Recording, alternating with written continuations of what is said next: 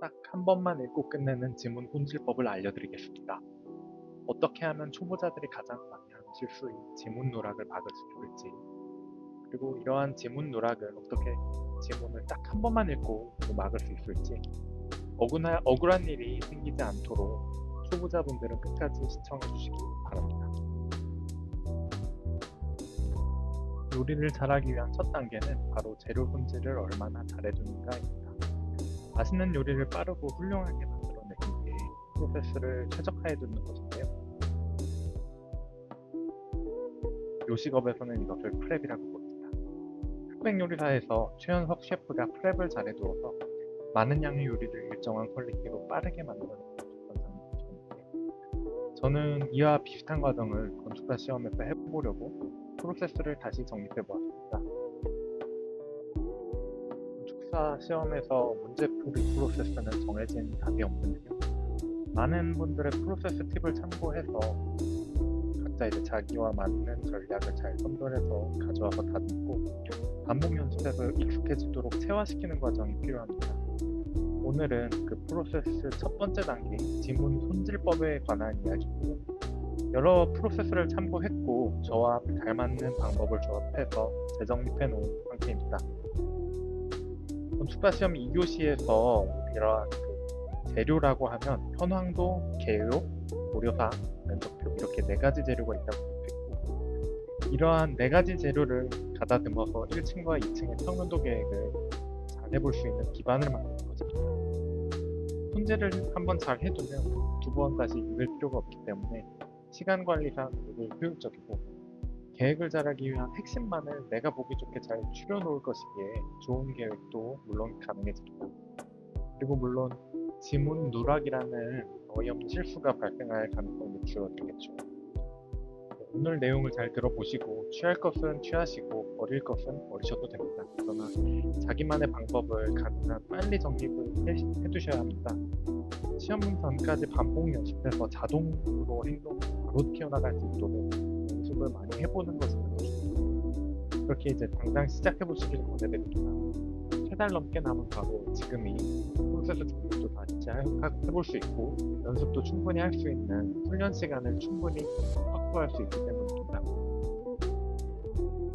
오늘 영상에서 말씀드릴 내용을 좀 정리해보았는데요. 2교시의 재료라고 할 수 있는 현황도, 개요, 고려사, 면적도까지 어떻게 손질을 해서 체크리스트와 다이어그램으로 잘 정리를 할 수 있을지 알려드리겠습니다. 그리고 이를 다시 종합해서 총괄 다이어그램으로 2차 손질을 하는 것까지가 오늘의 영상의 내용이고, 다시 한번 말씀드리자면 한 번 손질을 잘해두면 지문을 2번 다시 읽을 필요가 없습니다. 오늘 영상을 끝까지 잘 들어보시고 또 반복해서 보시면서 참고하시면 큰 도움이 되실 거라고 생각합니다. 지문 종이 2페이지에 모두 정리한다 이렇게 적어놨는데요. 1페이지에 있는 개요, 면적표 고려사항을 현황도가 있는 2페이지에 모두 정리합니다. 현황도가 있는 2페이지에 체크리스트와 다이어그램을 통해 잘 손질을 해두는 것입니다. 체크리스트로는 요소, 그러니까 계획 요소들을 추릴 것이고요. 다이어그램으로는 관계에 대한 내용을 모두 다 정리할 것입니다. 지금 보이는 화면은 체크리스트 틀에 대한 설명인데요. 이게 각각 무엇을 의미하는지는 설명은 잠시 후에 드릴 텐데, 제가 시험장에서 시작종이 치면 가장 먼저 하는 행동입니다. 현황도 위쪽에 이렇게 선향, 레출 이렇게 네 글자를 적어두고, 또 현황도 좌측으로는 세로로 자차부마, 형직, 중, 그리고 주대최, 2일 이렇게 적어줍니다. 다 적는데 30초 정도면 충분합니다. 다음은 다이어그램 틀입니다. 문제지에서 현황도는 1, 2층이 분할되어 있지 않기 때문에 현황도에 직접 다이어그램을 그리려 하면 정리가 잘 안됩니다.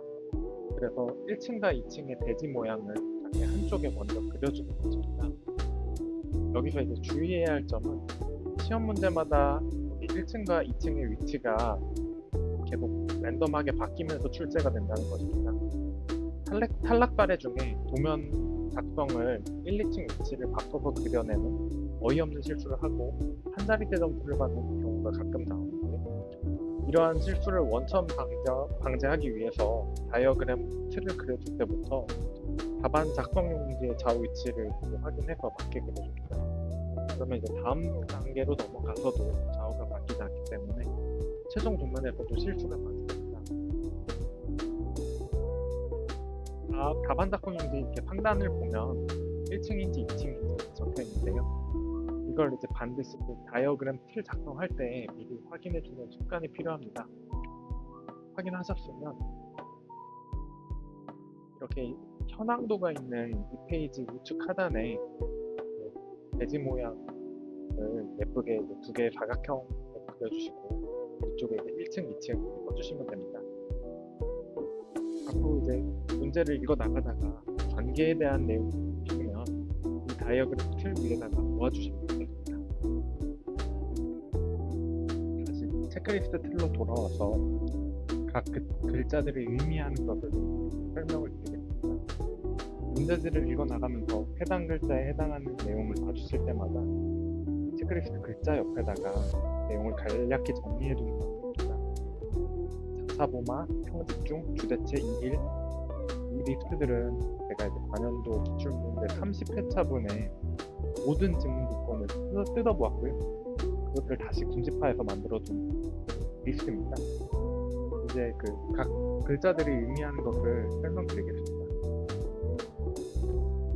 먼저 건물 외부 조건에 해당하는 자차보마입니다. 자차보마 이렇게 4가지 요소가 건물 외부에 해당하는 모든 조건을 포괄하게끔 제가 정리한 건데요. 이렇게 외부 조건들을 모아놓으면 나중에 계획할 때 유용합니다. 첫 번째로 이제 자입니다. 현황도를 봤는데 보존 수목이 있거나 자연한반이 있다. 그리고 건축 계열을 보는데 조경 면적이 주어져 있다. 이럴 경우에 체크리스트 자 옆에다가 해당 내용을 필기해 두시면 됩니다. 두 번째는 차량 요소를 의미하는 차입니다. 건축 계획의 주차 대수를 여기다 적어주시면 되고, 그 외에 고려사항 등에서 램프나 승하차장, 하역장, 그 외에 DSC 주차장 등의 차량과 관련된 시설이 나오면 차 옆에다가 필기를 해두시면 됩니다. 세 번째는 보행 요소를 의미하는 보입니다. 현황도나 고려사항에서 보행 통로가 있으면 여기에 적어둡니다. 현황도를 봤는데 대지에 경사가 있다? 경사가 있으면 장애인을 위한 보행 경사로가 반드시 들어가니 여기에 필기를 해줍니다. 네 번째는 마당 공간을 의미하는 마입니다. 다른 요소와는 조금 다르게 2층과 1층을 이렇게 두 줄로 나눠서 적어줍니다. 보통 면적표를 보면 외부 공간에 대한 면적이 제시되어 있는데요. 1, 2층에 대한 구분은 안 되어 있으나 고려사항을 보면 결국 층을 알 수가 있게 되는데, 알게 되는 순간에 여기다가 적어주시면 됩니다. 다음은 건물 내부 조건을 의미하는 평직장입니다. 평직장 3개의 키워드를 이렇게 3개로 간소화하였는데요. 평은 수평 계획 요소를 의미합니다. 실과 실들을 연결하는 복도가 면적표 공용부위 파트에 적혀 있으면 적어주시고, 동과 동을 연결하는 연결 통로 조건이 있으면 적어주시고, 출입구 중에 출입구나 각 실로 직접 출입하는 별도 출입구 조건이나 또 창호 조건에서는 폴딩도어와 같은 특수한 창호가 있는지 수평 계획 요소로 체크해서 필기를 해주시면 됩니다. 다음으로 체크리스트 직은 수직 계획 요소입니다. 최근 많이 출제되는 바닥 오픈 조건이 나오는 이쪽에 기재를 하시면 되고, 또 계단 같은 경우 직동 계단이 추가 설치되거나 일자형 계단, 또 계단형 포가 같은 특이한 증후 조건이 있으면 여기에 적어줍니다.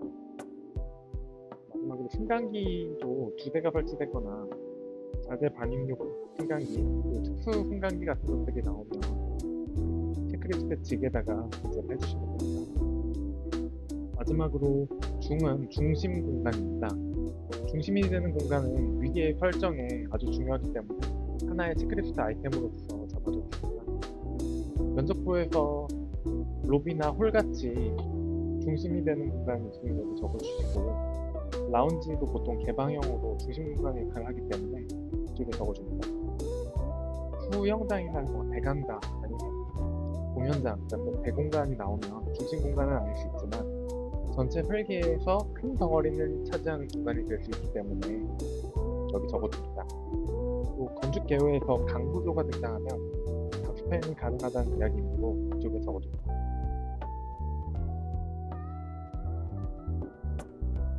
다음은 면적 분석에 관한 체크리스트인데요.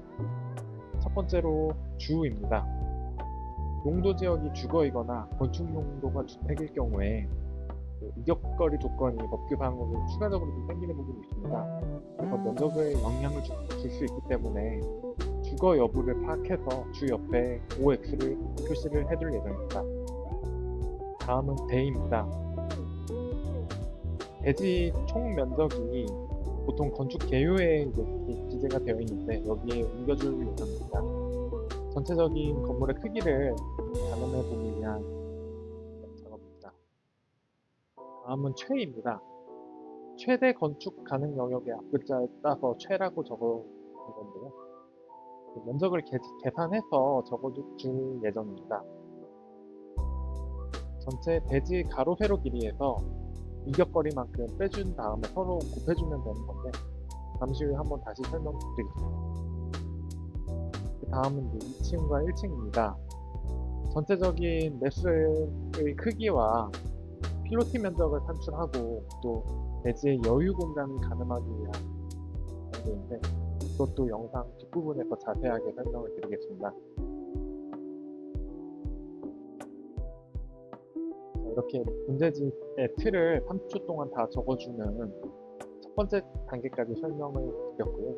그 다음으로 본격적으로 재료 손질 단계인 30분간 진행하는 재료 손질 단계를 알려드리겠습니다. 여기서 이제 재료 손질이라 함은 시험지의 모든 정보를 한 번씩 읽어나가면서 만들어둔 틀 위에 중요한 정보들을 옮겨놓는 작업을 합니다. 시험시간 30초, 시험시간 시작하고 30초가 지나면 시험지는 이러한 모습으로 정리가 되어 있을 겁니다. 이 상태에서 현황도, 개요, 고려사항, 면적도 이렇게 순서대로 옮겨가면서 지문을 읽어주고 중요한 정보를 아까 만들어둔 틀 위에 옮겨서 한 번에 정리해주는 작업을 시작하는 건데요. 30분 동안 꼼꼼하게 읽어나가면서 정리해주면 다음 프로세스인 계획 단계에서 우왕좌왕하지 않고 빠뜨리는 것 없이 체계적으로 계획을 할 수 있을 겁니다. 가장 먼저 현황도 손질법입니다. 여기서 체크해야 할 선향 매출을 차례로 설명드리겠습니다. 먼저 선은 대지 경계선과 도로 경계선 등의 경계선을 의미하는데요. 여기 화면처럼 형광펜으로 대지 경계선과 도로 경계선을 색칠을 해줍니다. 이렇게 해주시면 도로와 대지와의 관계가 좀 쉽게 눈에 들어옵니다. 그 다음 고려사항에서 1번에 이제 경계선과의 이격거리가 나와 있는데 그 부분을 빠르게 넘어갔다 와서 이격거리를 내면에다가 기입을 해줍니다. 여기서 이제 주의할 점은 고려사항에서 1m 이격이라고 주어졌으면 1.5라고 적어줘야 됩니다. 중심선 기준으로는 벽체 두께가 가만히 되어 있지 않기 때문에 0.5m 추가 이격이 필요하기 때문이죠. 예시 그림에서는 34.5에서 양쪽 1.5m를 뺀 31.5라는 값과 세로 42m에서 위아래 1.5m를 뺀 42라는 값을 적어주었습니다.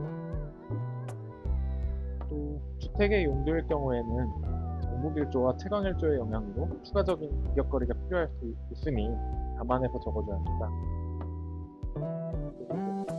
2교시에서 아직까지는 나온 적이 없지만 자각전제와 막다른 도로 법규 여부까지도 체크를 해주셔야 합니다. 여기까지의 정보를 모으면 아까 그 체크리스트 틀에서 최애에 해당하는 건축가는 최대 면적이 계산이 가능합니다.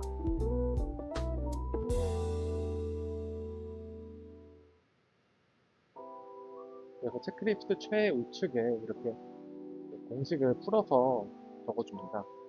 풀어서 적는 이유는 실수 확인을 빠르게 할 수 있기 때문입니다. 두 번째는 향입니다. 건물의 남향은 참 중요한 강림인데요. 예시 지문은 이제 남서향이고 남쪽과 서쪽에 각각 X를 빨간색으로 4번 이렇게 나눠서 적어주었습니다. 남쪽을 한눈에 파악하기 위해 강조해서 적어주는 것입니다. 남향 표시를 한 이유는 대지 환경을 좀 고려해서 조망 조건까지 기재를 해줄 건데요. 주변이 이제 공원이나 수공간 같이 자연 환경이 있는 경우 초록백으로 굿뷰라는 의미로 G를 크게 2번씩 적어주고, 주변이 주거나 상업지역으로 막혀 있거나 건물이 그려져 있는 경우에는 파란색으로 클로즈 뷰라는 의미로 C를 이렇게 크게 2번 적어줍니다. 또 도로로 열려 있으면서 건너편까지 공터인 경우에는 오픈 뷰라는 의미로 O자를 크게 2번 적어줍니다. 세 번째는 레벨 조건인데요. 대지 레벨의 차이가 있는 문제와 예시 지문처럼 레벨 차이가 없이 출제되는 경우 이렇게 2가지 케이스가 있습니다. 평지일 경우 X치로 넘어가시면 되고, 경사지이실 경우 도행 로깅을 잘 해줘야 되기 때문에 체크리스트 보호 옆에 경사지라고 적어주시면 됩니다.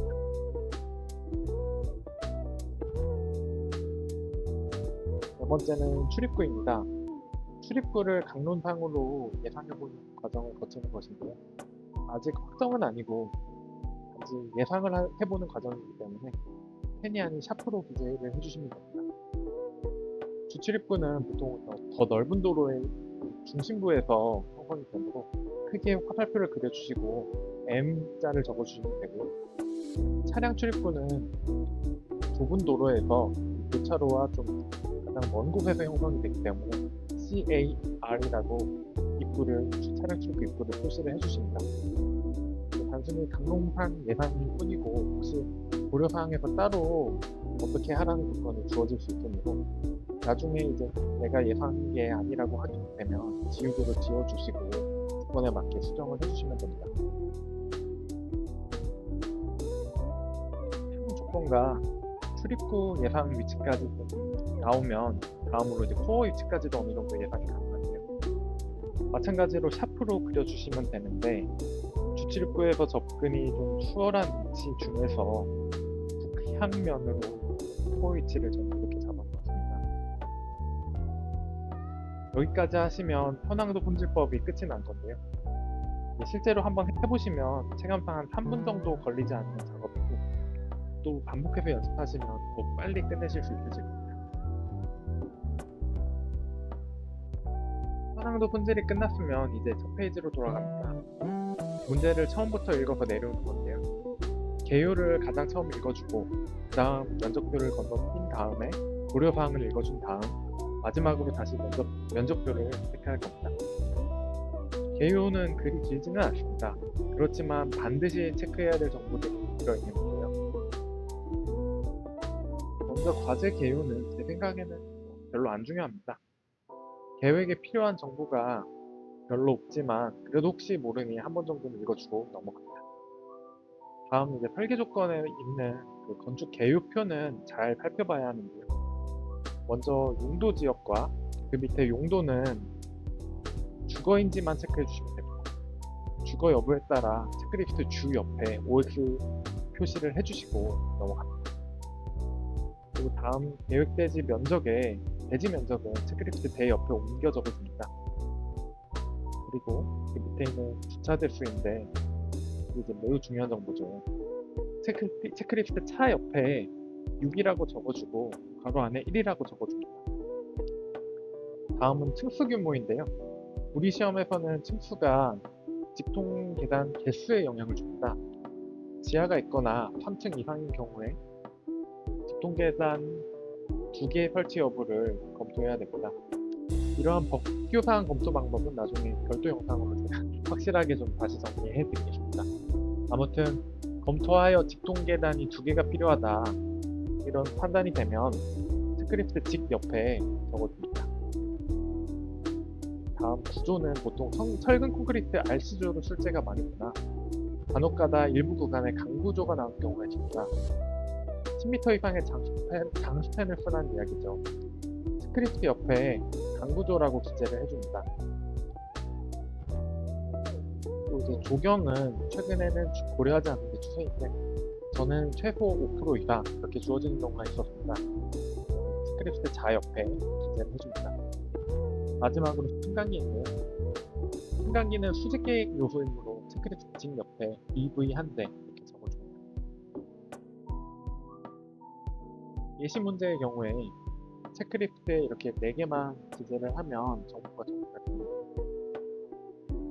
좌측의 그 개요를 이렇게 간단히 정리를 해주시면 개요 부분 품질이 끝난 겁니다. 이렇게 해주시면 더 이상 이 개요 지문은 더 이상 볼 필요가 없겠죠. 다음은 계획의 핵심이라고 할 수 있는 고려사항 문제가 옵니다. 개요 밑에 있는 면적표는 패스하고 오른쪽에 있는 고려사항으로 넘어가 주시면 됩니다. 고려사항 여기 1번은 아까 현황도를 보면서 이미 확인했었고 스크립트 최에서 최대 가능 보충만큼 계산시 반영됩니다. 그리고 이제 고려사항 2, 3, 4번과 같이 주변 도로와의 관계, 각 요소들 사이의 관계는 아까 만들어 주신 다이어그램 틀에 넣어주면서 내려옵니다. 다이어그램 틀 작성은 뒤에서 다시 설명드리겠습니다. 고려사항 이제 3번에서 진입마당이 나왔는데요. 다이어그램에 대한 기재를 당연히 해주셔야 하고 또 마당이라는 것이 처음 등장했기 때문에 체크리스트 마에서 1층 면적에다가 기재를 해주십니다. 고려사항 5번에서는 상부 오픈하는 조건이 나왔는데 수직 계획 요소이므로 체크리스트 직 옆에 메모를 해줍니다. 그리고 고려사항 6번에서는 출입구조 조건이 나왔고 수평 계획 요소이므로 평 우측에 부출입구라고 기재를 해주시고 또 주차장과의 접근성을 고려하라 라는 표현을 다이어그램에서 표현을 해주시면 됩니다. 이러한 식으로 이제 각 고려사항을 하나하나 뜯어서 어떤 조건은 다이어그램에 어떤 조건은 체크리스트에 넣을지 판단을 하셔야 하고 양쪽에 다 들어가는 경우도 있습니다. 학원에서 제가 배울 때는 고려사항을 하나당 한 개의 다이어그램을 만들라 이렇게 배웠었는데요. 저는 그렇게 하면 나중에 다시 합쳐줄 때 생각의 시간이 길어지더라고요. 그래서 처음 그려줄 때부터 합쳐나가면서 그리는 방식을 사용하고 있고 이렇게 정리를 하고 있습니다. 마찬가지로 이제 다이어그램과 체크리스트 기재를 하면서 고려사항을 쭉 읽어나가시면 되고요. 여기서 이제 고려사항의 마지막 항인 18번은 보통 일반적인 이야기가 나옵니다. 방화, 피난, 안전, 무장애, 에너지 이렇게 5가지로 최근에 좀 고정되게 나오는데요. 새로운 조건이 등장하지 않는 이상 따로 정리해 주실 필요는 없고 항상 유사하게 출제가 되기 때문에 각 요소에 대한 작도 요소들을 미리 외워두었다가 반영하시면 지금 오늘 정리 단계에서는 그냥 넘어가시기를 무방합니다. 여기까지 개요와 고려사항 정리까지 끝났습니다. 그러면 이제 오른쪽에 체크리스트가 아까보다 좀 더 채워져 있는 모습도 확인하실 수 있고 우측 하단의 다이어그램도 채워진 상태일 겁니다. 다이어그램을 설명드리지 못했는데 다이어그램 작성법을 이어보겠습니다. 아까 만들어주신 다이어그램 틀 박스 2개는 1층과 2층의 대지 경계선을 각각 나타내고요.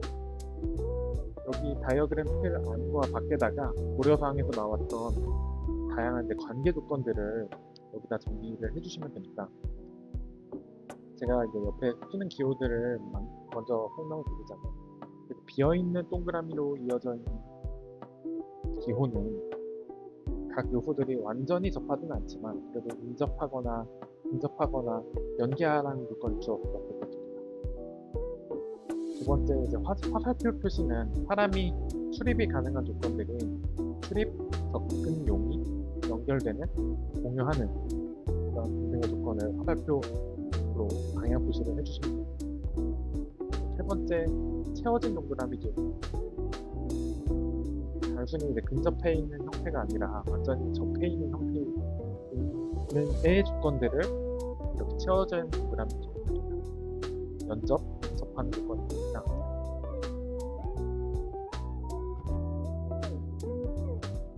다음 그림은 아까 고려사항에서 조건들을 하나씩 읽어 내려오면서 작성한 다이어그램의 모습인데요.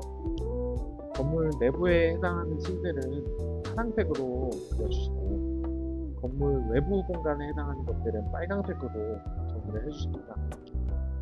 그리고 각 요소들을 이렇게 적어줄 때는 면적표로 한 번씩 가서 면적 조건들이 있으면 같이 적어줍니다. 또 영역으로 묶어주는 조건들은 초록색으로 이렇게 하나의 영역 이렇게 묶어주시고, 전망 조건들과 기타 정보들이 있으면 초록 색깔 펜으로 내려옵니다. 그리고 개방된 공간이 있다 그러면 심선이 아니라 점선으로 그려주시면 파악하기 용이하고, 주출입구와 부출입구는 메인의 M자와 서브의 S자를 적어서 화살표로 이렇게 표시를 해줍니다. 외부와의 관계를 나타낼 때는 이 박스 자체가 대지라고 생각해서, 예시에서는 8m 도로와의 관계 조건은 이렇게 좌측변에 표시를 해주었고, 10m와의 관계 조건은 하단변에 표시를 해주었습니다.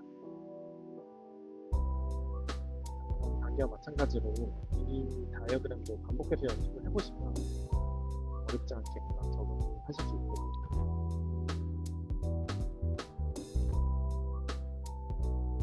마지막 재료입니다.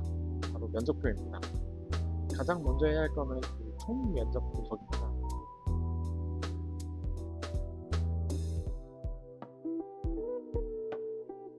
아까 보여드렸던 체크리스트의 마지막 부분인 1층과 2층 부분을 작성을 해주는 건데요. 최는 아까 전에 현황도 손질을 할 때 이격거리를 감안한 넓이를 계산해서 이미 기재를 해둔 상태이고요. 그 다음으로 2층으로 넘어와서 계산을 추가 진행합니다. 전체 면적이 2층 800에 외부 공간 면적인 크게데크 30과 로비데크 60을 확인해서 적어주시고, 아까 마지막으로 상부 오픈된 바닥 면적인 전시홀의 65제곱미터를 적어주십니다. 모두 더하면 985라는 숫자가 나오는데, 이게 이제 전체 메쉬의 면적입니다.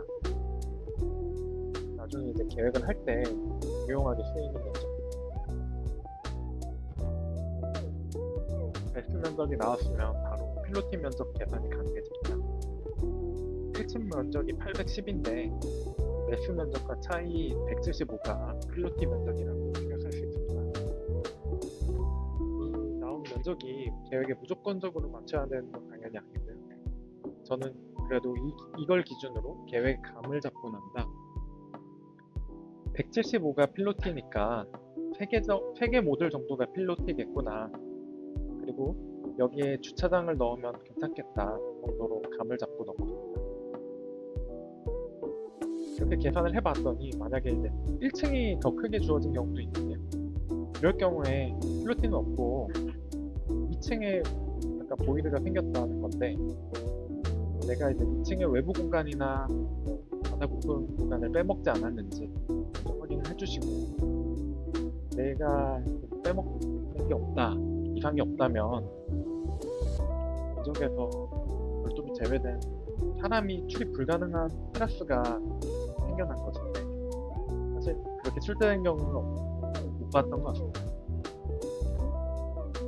넘어가겠습니다.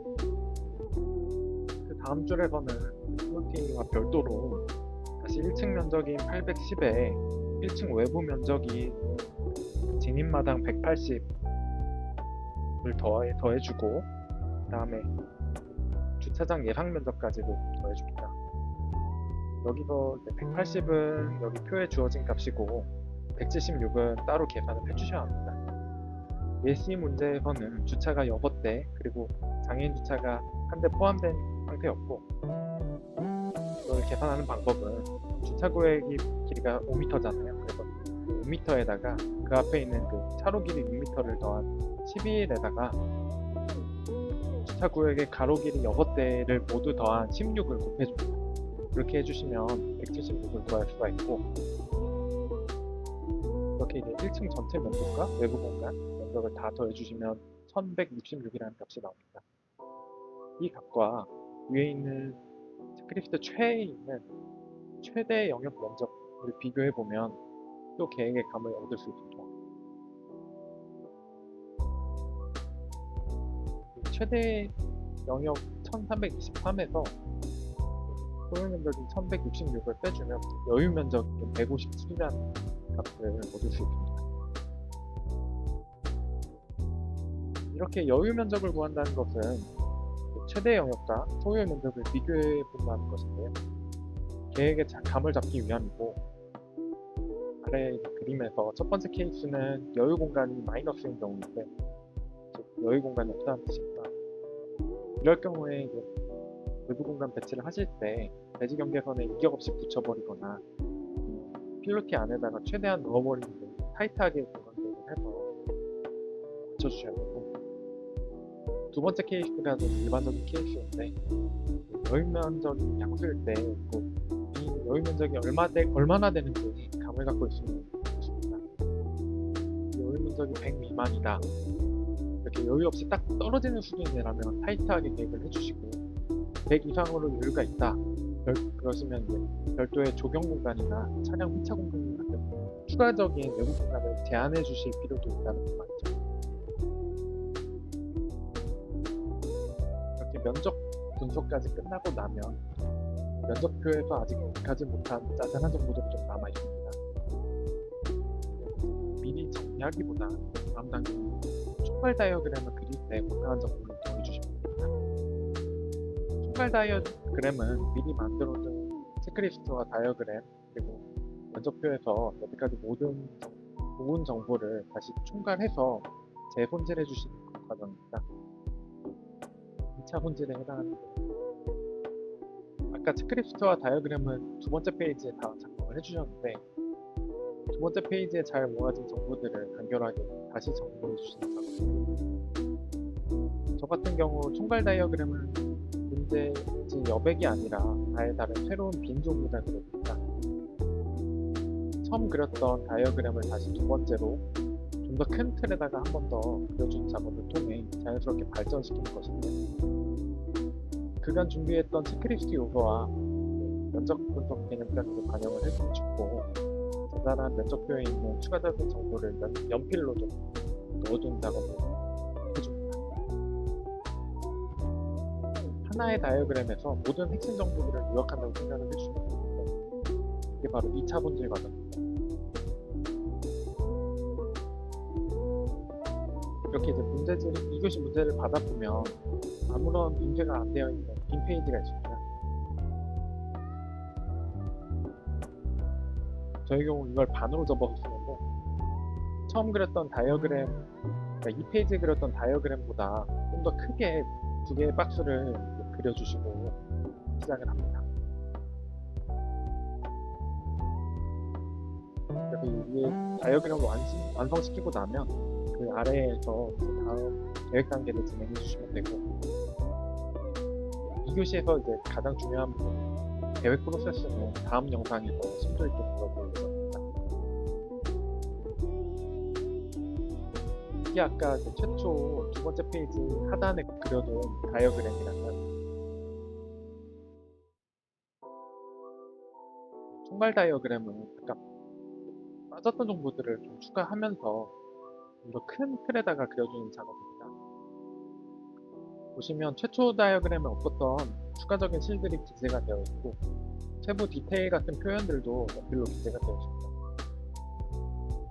고려사항이 없었던 실이지만 면적 투표에만 존재하는 실들은 연필로 기재를 해주고, 화장실이나 이 코어 같은 게 내가 안 그렸었다 하면 또 그려주시고, 또 면적 표에 보면 비고에 세부 표현 사항들이 좀 나와 있는 경우가 있는데 그런 것들을 또 이렇게 써줍니다.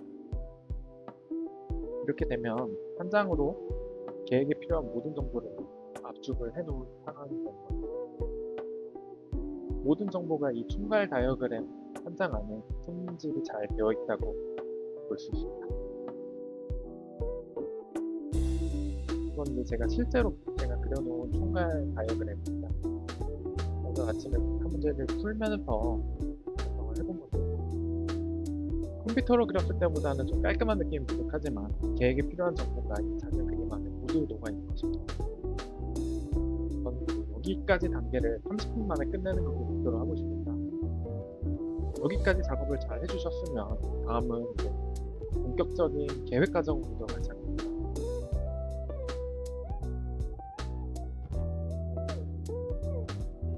여기까지 이제 말씀드린 내용은 지문 손질법이었고, 정리를 해보자면 요식업에서 프랩이라는 것처럼 재료들을 미리 잘 손질해 놓아야 빠르고 정확하고 잘된 계획을 할 수 있다는 것입니다.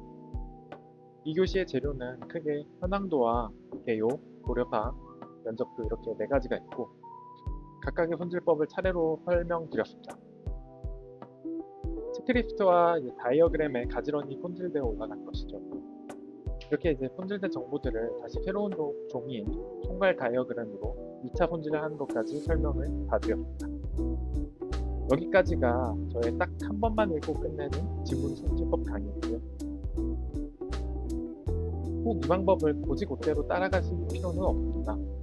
자기한테 맞는 과정만 잘 취하시고 그것을 모아서 자기만의 프로세스를 빠르게 완성해 나가시는 게 중요합니다. 오늘 공유드린 방법은 저에게 맞는 방법을 최적화한 것이니까 이 영상을 보시는 분들은 자기한테 맞게 정리를 잘 해주시면 될 것입니다. 그렇게 이제 프로세스를 가능한 빨리 완성해 놓으시고 그걸 이제 여러분들 실제로 적용을 해보면서 충분히 익숙해질 때까지 반복 연습해 주시면 됩니다.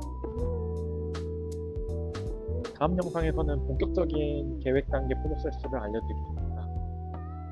오늘 제 영상이 마음에 드셨다면 꼭 구독을 해주시고 다음 영상을 기다려주세요. 긴 영상을 들어주시느라 고생 많으셨습니다.